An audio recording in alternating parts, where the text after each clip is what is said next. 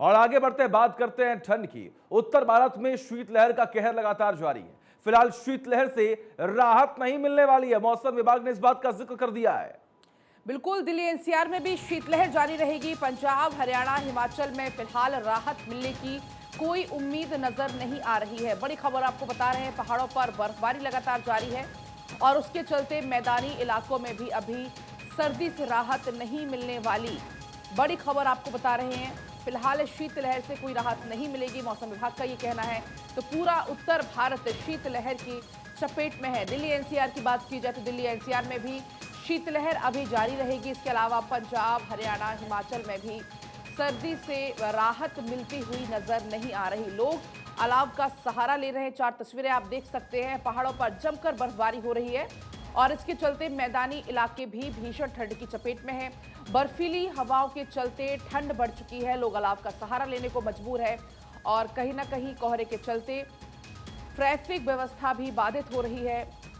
जो वाहन है उनके पहिए थम गए, रफ्तार थम गई है शीतलहर से, लेकिन फिलहाल राहत मिलती हुई नजर नहीं आ रही है।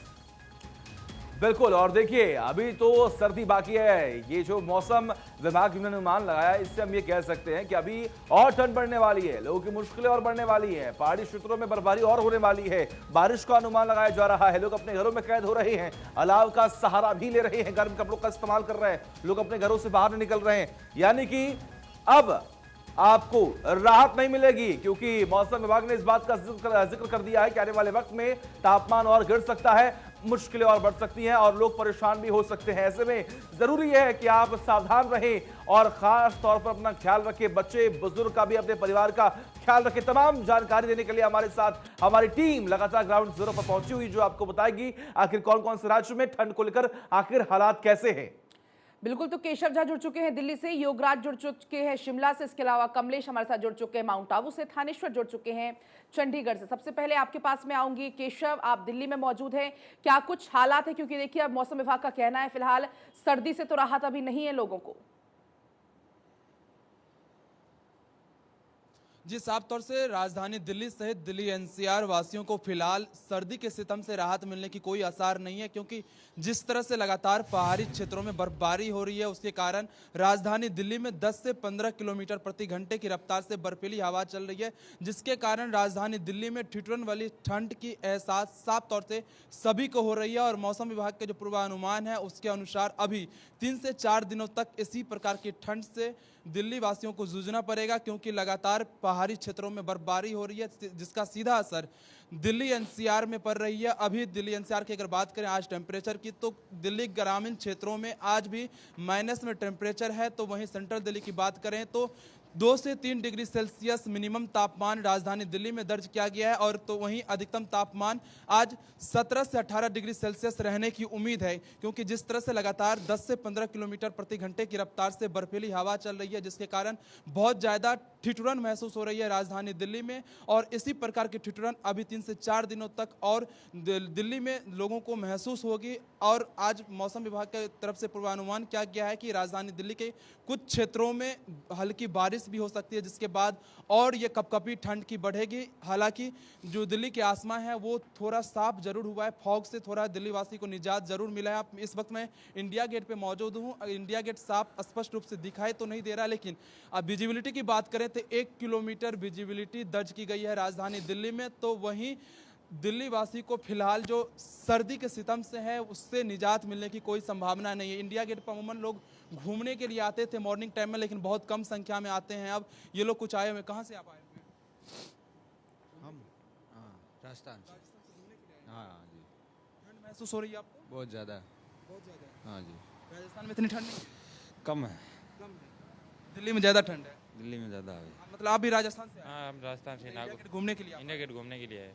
तो देख सकते हैं ये लोग राजस्थान से आए हुए हैं इंडिया गेट घूमने के लिए, लेकिन ये कह रहे हैं कि राजस्थान में इतनी ठंड नहीं है जितनी इनको दिल्ली में महसूस हो रही है। तो आप साफ तौर से समझ सकते हैं कि एक तरफ जहां राजधानी दिल्ली वासी को सर्दी के सितम का सामना करना पड़ रहा है, तो वहीं पॉल्यूशन का लेवल भी लगातार खतरनाक स्तर पर बना हुआ है। आज भी अगर ओवरऑल पूरी दिल्ली की बात करें तो एक्वा लेवल 300 से ज्यादा बनी हुई है। तो ऐसे में राजधानी दिल्ली वासियों के लिए मुश्किलें तो लगातार बढ़ रही हैं, इसमें कोई सवाल नहीं है क्योंकि एक तरफ पॉल्यूशन का स्तर भी लगातार बढ़ रहा है तो तापमान में गिरावट भी देखी जा रही है। योगराज लगातार बने हुए हैं हमारे साथ। योगराज, शिमला के हालात कैसे हैं? क्योंकि देखिए दिल्ली और तमाम अलग अलग राज्यों में मौसम विभाग ने तो ये कह दिया है कि अभी ठंड से राहत मिलने वाली है नहीं।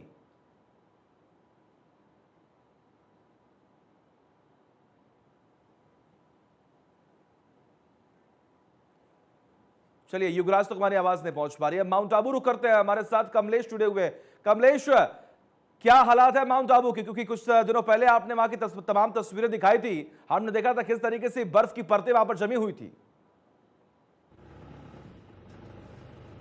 देखिए सचिन, माउंट आबू फिलहाल शीतलहर की चपेट में है। प्रदेश के कई इलाके जहां आज शीतलहर के चपेट में है तो माउंट आबू भी इससे अछूता नहीं है। माउंट आबू में भी आज जो तापमापी का पारा जमाव बिंदु के नीचे, और तापमान की बात करें तो तकरीबन -2 डिग्री यहाँ पर तापमान है। पिछले सालों की बात करें तो 28 साल का यहाँ पर रिकॉर्ड टूटता हुआ नजर आ रहा है। कड़ाके की सर्दी माउंट आबू की वादियों में यहाँ पर देखने को मिल रही है।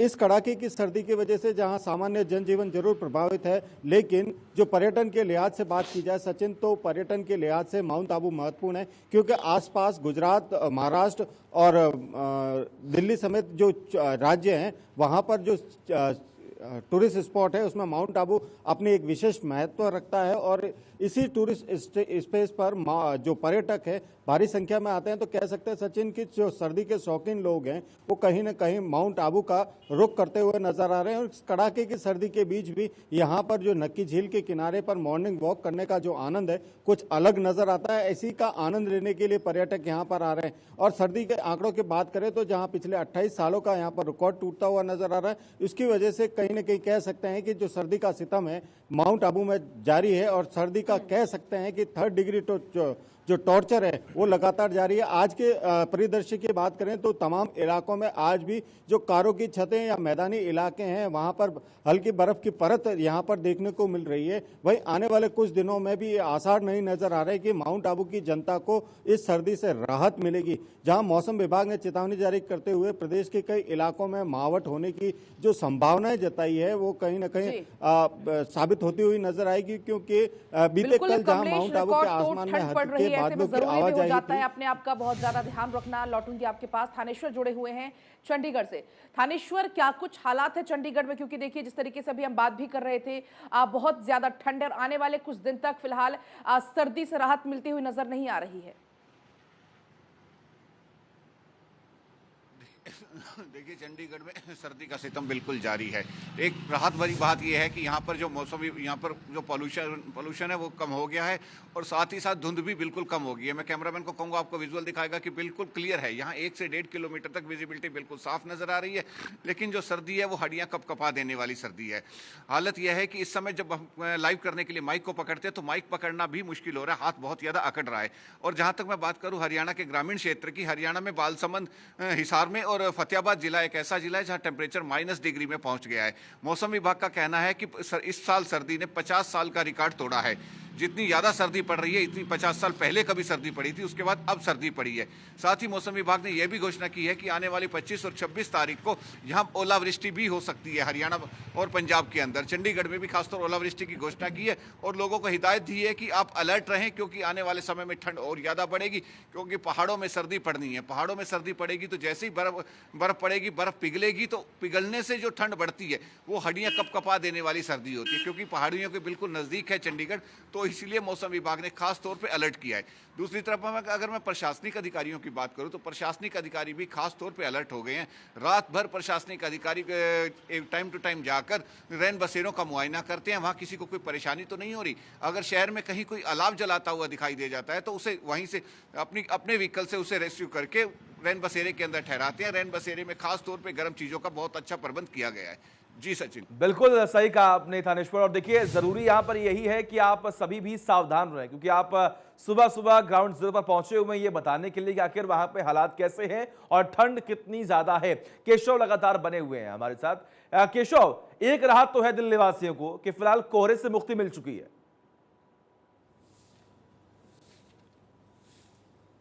जी सचिन, दिल्ली वासी को कोहरे से जरूर मुक्ति मिल गई है, लेकिन पूरी तरह से कोहरा अभी दिल्ली के आसमान से नहीं छटा है। दिल्ली के आसमान में अभी भी कोहरा आपको नजर आएगा, लेकिन विजिबिलिटी की बात कर रहे हैं तो विजिबिलिटी 1 किलोमीटर हो गई है, क्योंकि पिछले कई दिनों से लगातार जिस तरह से दिल्ली के आसमान में कोहरा छाया हुआ था, लेकिन उससे थोड़ा अभी आपको दिल्ली के आसमान साफ जरूर नजर आ रहा होगा, क्योंकि जिस तरह से बर्फीली हवा चल रही है 10 से 15 किलोमीटर प्रति घंटे की रफ्तार से, तो उसके कारण दिल्ली के आसमान से थोड़ा जरूर कोहरे ने कमी हुई है कोहरे की। और फिलहाल लेकिन दिल्ली वासी को ठंड से राहत मिलने की कोई आसार नहीं है। जिस तरह से मौसम विभाग की तरफ से पूर्वानुमान किया गया है कि 2 से 3 दिनों तक हल्की बारिश हो सकती है, तो ऐसे में जो कह सकते हैं कि दिल्ली वासी को फिलहाल कुछ और ज्यादा ठंड की ठिठुरन महसूस होने वाली है आने वाले दिनों में। तो बिल्कुल आप कह सकते हैं कि दिल्ली फिलहाल वासियों को भी थोड़ा खासी परेशानी फॉग हो से रही है, जरूर ठंड के चलते बहुत ज्यादा यहाँ पर ठंड हो रही है।